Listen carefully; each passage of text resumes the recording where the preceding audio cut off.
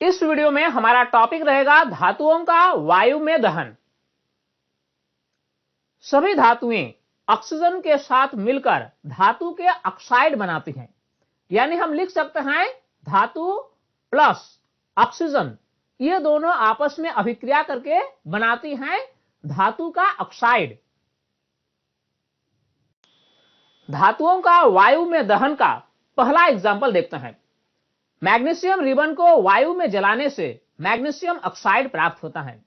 जब magnesium ribbon को वायु में जलाया जाता है तो मैग्नीशियम ऑक्साइड प्राप्त होता है। तो इसका इक्वेशन को हम ऐसे लिख सकते हैं Mg प्लस O2, ये दोनों आपस में अभिक्रिया करके MgO बनाता है, यानी मैग्नीशियम ऑक्साइड बनाता है। ये MgO जो है ये मैग्नीशियम ऑक्साइड का रासायनिक सूत्र है। अगर हम इस इक्वेशन को संतुलित करना चाहते हैं तो हमें सिंपली क्या करना होगा, लेफ्ट हैंड साइड में Mg के पहले 2 लगा देना होगा और राइट हैंड साइड में MgO के पहले भी 2 लगा देना होगा। इस प्रकार ये समीकरण हमारा एक संतुलित रासायनिक समीकरण बन गया। अब नेक्स्ट एग्जांपल देखते हैं। ठीक उसी प्रकार कॉपर को वायु की उपस्थिति में गर्म करने पर कॉपर ऑक्साइड बनता है। तो हम लिख सकते हैं Cu प्लस O2, ये दोनों आपस में अभिक्रिया करके बनाता है CuO, यानी कॉपर ऑक्साइड। अगर हम इस इक्वेशन को बैलेंस करना चाहते हैं तो सिंपली हमें क्या करना होगा, लेफ्ट हैंड साइड में Cu के पहले 2 लगा देना होगा और राइट हैंड साइड में CuO के पहले भी 2 लगा देना होगा। इस प्रकार यह रासायनिक समीकरण एक संतुलित रासायनिक समीकरण बन गया। इसी प्रकार एल्युमिनियम ऑक्सीजन के साथ अभिक्रिया करके एल्युमिनियम ऑक्साइड बनाता है। तो हम लिख सकते हैं Al प्लस O2, ये दोनों आपस में अभिक्रिया करके बनाता है Al2O3, यानी एल्युमिनियम ऑक्साइड। तो ये जो रासायनिक समीकरण दिया हुआ है ये संतुलित नहीं है। अगर हम इसे संतुलित करना चाहेंगे तो सिंपली क्या करना होगा, लेफ्ट हैंड साइड में Al के पहले 4 लगा देना होगा और O2 के पहले 3 लगा देना होगा। ठीक उसी प्रकार राइट हैंड साइड में Al2O3 के पहले 2 लगा देना होगा। इस प्रकार यह समीकरण हमारा संतुलित रासायनिक समीकरण बन गया। धातु के ऑक्साइड क्षारकीय प्रकृति के होते हैं। देखिए चैप्टर 2 यानी एसिड बेसेस एंड सॉल्ट्स में हमने पढ़ा है कि धातु के जो ऑक्साइड होते हैं वह क्षारकीय प्रकृति के होते हैं। इसीलिए धातु के ऑक्साइड अम्ल के साथ अभिक्रिया करके लवण और जल का निर्माण करते हैं। यानी कहने का मतलब यह हुआ कि धातु के ऑक्साइड जो होते हैं वह क्षारकीय प्रकृति के होते हैं। परंतु एल्युमिनियम ऑक्साइड, जिंक ऑक्साइड जैसे कुछ धातु ऑक्साइड अम्लीय तथा क्षारकीय दोनों प्रकार का व्यवहार प्रदर्शित करता है। देखिए जनरली होता क्या है कि जो धातु के ऑक्साइड होते हैं वह क्षारकीय प्रकृति के होते हैं, परंतु एल्युमिनियम ऑक्साइड, जिंक ऑक्साइड जैसे कुछ ऐसे धातु के ऑक्साइड हैं जो अम्लीय और क्षारीय दोनों प्रकार का व्यवहार प्रदर्शित करता है। धातु ऑक्साइड जो अम्ल तथा क्षारक दोनों से अभिक्रिया करके लवण तथा जल प्रदान करते हैं उभयधर्मी ऑक्साइड यानी एम्फोटेरिक ऑक्साइड कहलाते हैं। अभी हमने डिस्कस किया कि एल्युमिनियम ऑक्साइड, जिंक ऑक्साइड जैसे कुछ धातु के ऐसे ऑक्साइड हैं जो अम्ल और क्षारक दोनों तरह का व्यवहार करते हैं। तो वैसे धातु के ऑक्साइड जो दोनों तरह का व्यवहार करते हैं और अम्ल से भी अभिक्रिया करते हैं और क्षारक से भी अभिक्रिया करते हैं, तो वैसे धातु के ऑक्साइड को उभयधर्मी ऑक्साइड यानी एम्फोटेरिक ऑक्साइड कहते हैं। इसका एग्जांपल है Al2O3 यानी एल्युमिनियम ऑक्साइड। ये जो है ये अम्ल से भी अभिक्रिया करता है और क्षारक से भी अभिक्रिया करता है। तो सबसे पहले इससे हम अम्ल से अभिक्रिया कराएंगे यानी HCl से अभिक्रिया कराएंगे।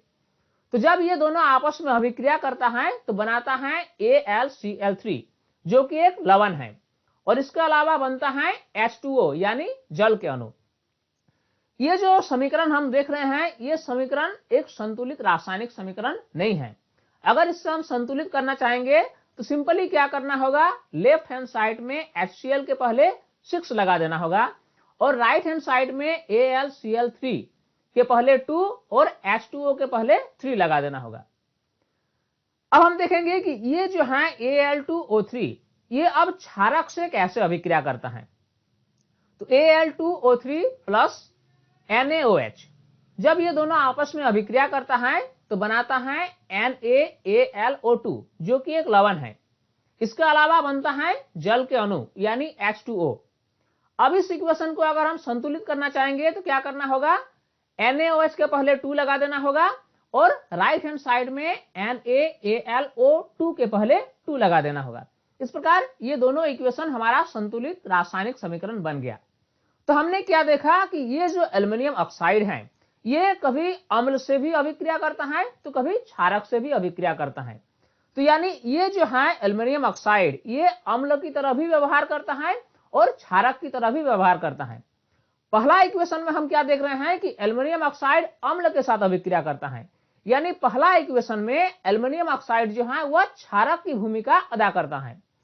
दूसरा इक्वेशन में क्या है कि एल्युमिनियम ऑक्साइड जो है वह क्षारक से अभिक्रिया करता है, यानी दूसरे इक्वेशन में एल्युमिनियम ऑक्साइड जो है वह अम्ल की तरह व्यवहार करता है।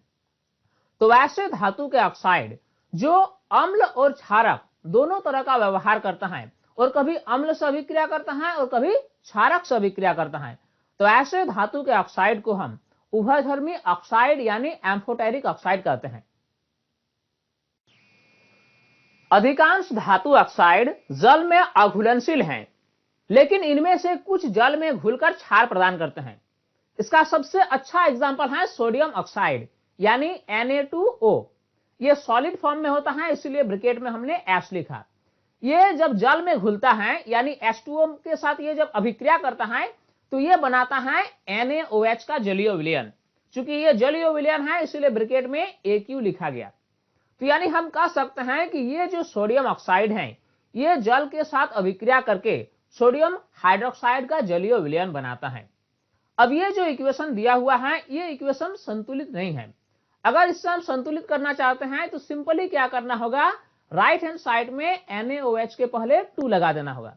इस प्रकार यह समीकरण हमारा संतुलित रासायनिक समीकरण बन गया।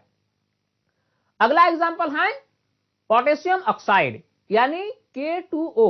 ये सॉलिड फॉर्म में होता है इसलिए ब्रैकेट में S लिखा गया।